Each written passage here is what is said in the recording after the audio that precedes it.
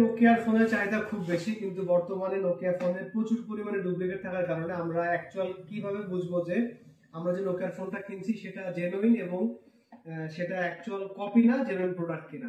So আসলে packet দেখে সেভাবে বোঝার কিছু নাই যে আপনি কিভাবে বুঝবেন।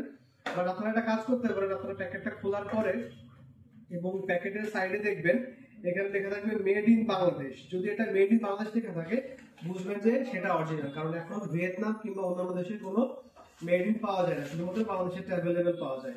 প্লাস হচ্ছে আপনারা যখন প্যাকেটটা খুলবেন এবং ফোনটা খুলবেন, ফোনের ভিতরে দেখবেন হচ্ছে, আমি খুলে দেখাই,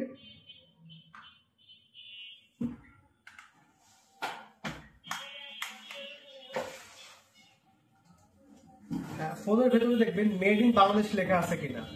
এটা দেখে আপনারা অ্যাকচুয়াল এখন বুঝতে পারবেন যে এটা মেড ইন বাংলাদেশ এবং জেনুইন প্রোডাক্ট। আর যাদের একটু নলেজ আছে তারা প্রোডাক্টের ভেতরে দেখলে বুঝবেন যে এটা জেনুইন কিনা। সো খালি চোখে আসলে বোঝাটা এমন কিছু নাই, এটা আপনাকে জাজ করে নিতে হবে যে এটা প্রোডাক্টটা জেনুইন কিনা। Thank you so much.